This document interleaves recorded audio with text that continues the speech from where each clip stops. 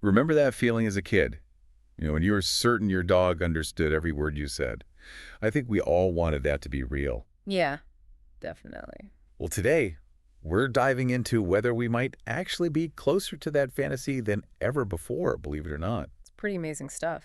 We're going deep into the world of AI and animal communication. Yeah. We're going to figure out how close science is to cracking the code of how animals talk Right. and what that could mean, not just for us, but for animals too. Yeah, it's important to remember, I think, that communication in the animal kingdom is already happening all around us. It's true. It's just not in a language we readily understand, right? Right. We're talking sounds, gestures, scents, even like electrical signals, depending on what animal we're talking about. Yeah, it's crazy. We've got two really cool sources today for this deep dive. Right. First, there's this thought-provoking blog post by Jay Poole, Right.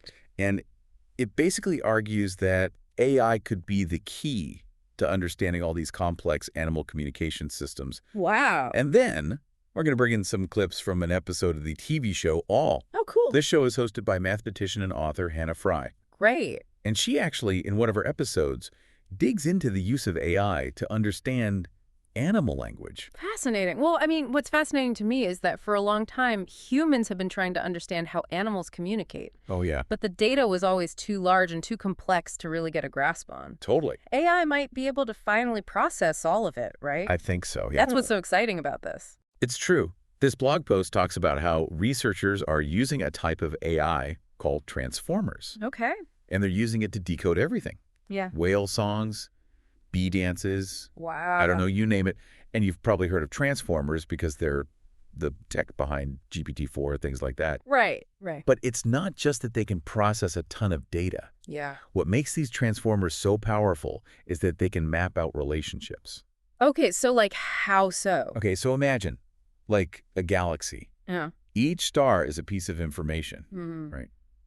Transformers can detect the gravity, like the invisible forces that pull those stars together. Interesting. And that's how they can reveal the hidden structures within the data. Oh, that's fascinating. So it's not about translating animal sounds word for word. Oh. It's about, like, mapping their entire communication system, understanding how every chirp, every whistle, gesture, how it all fits together. So it's less like we're finding a direct translation and more like we're finding the Rosetta Stone, Exactly. the key to a code that humans have been trying to figure out for centuries. And that is exactly what A.A. Raskin and the team at the Earth Species Project are doing. Cool. They're using AI to go through huge amounts of animal communication data. That's amazing. And one of their most interesting projects is beluga whale vocalizations. Oh, wow.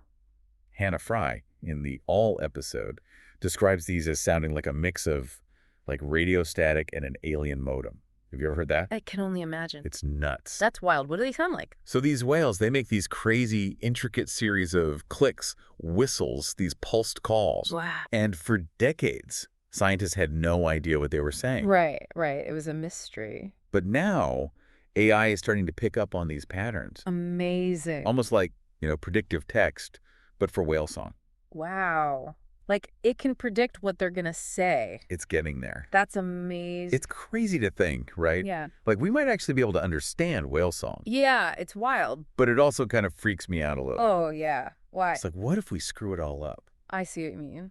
Yeah, it does make you think, like, just because we can speak to animals now, should we? Exactly. Yeah. And Hannah Fry, in the All episode, she says that too. Yeah. It's a big question. There's a whole ethical dimension to this whole thing. Totally. It's one of the things I think Jay Poole in the blog post really gets into. Is this potential we have to accidentally cause harm? Even if we mean well, we could play these AI sounds and totally freak animals out. Yeah. Or mess with how they naturally act, like disrupt things. Yeah, and the example in the blog post about humpback whales, that really got me. Oh, yeah. How so? So humpback whales, their songs, they're super important, right? Yeah, definitely. Mating, navigating, even passing down information to their young. Yeah. It's all in the songs. Right. It's like their culture in a way. Exactly. So if we start blasting out these AI whale songs, Oh, I see what you mean. we could mess everything up. Their breeding, migration routes, even their social structures. Who knows? Yeah, it's a scary thought. And it's not just whales, right? Like, what about birds? Insects. So many animals use sound to communicate. Right. We could screw up a lot of stuff without even realizing it. Exactly. And then there's the other thing.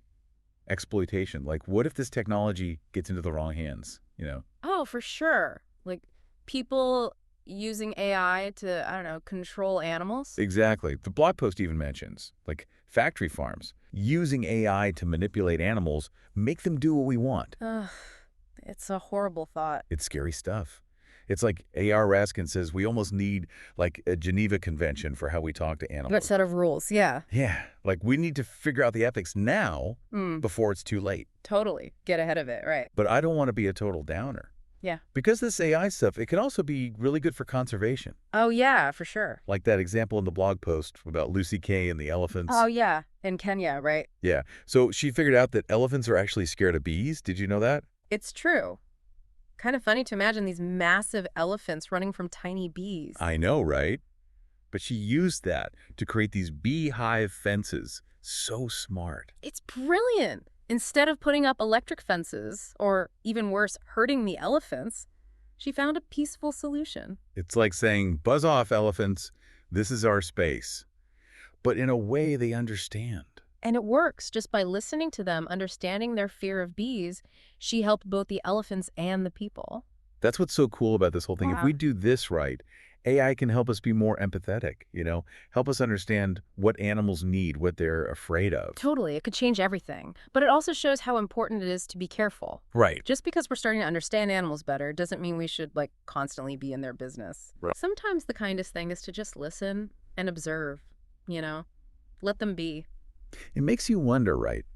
Like, even if we perfect this technology, are we really ready to hear what animals have to say? Are we ready to listen? It's true. It's like we could be on the verge of this huge breakthrough, and then what? Yeah. Hannah Fry, actually, she talks about that in the All episode. Oh, yeah. Yeah, she was saying how some of the most amazing discoveries about animals, they didn't come from some fancy tech. They came from people just watching. Really? Yeah, taking the time to really see the world through an animal's eyes. Huh. That's interesting. It's like that saying, right? We have 2 ears and 1 mouth, so we can listen twice as much as we speak. Exactly. Maybe that's how we should be with animals, too. 100%. This isn't just about, like, getting information from animals. Right. It's about understanding them better, appreciating them, all the amazing forms of life on Earth. And maybe, like, realizing they have stuff to teach us, not just the other way around. Totally. Who knows what we could learn if we just listen? So we started this whole thing, right, with this childhood dream, talking to animals. Yeah. And it seems like that could actually be possible. But now, I don't know, it's kind of scary, too. Oh, yeah, for sure. Like, it's not just can we talk to animals, it's how will we use that? What will we No, do? we use it to help animals or just end up controlling them even more, Right, yeah, those are big questions. They are. And the future of how we get along with animals, it might depend on getting those answers right. It's a future worth fighting for. Absolutely. Well, that's about all the time we have for today's deep dive. But we'll keep exploring these big questions and more right here on The Deep Dive.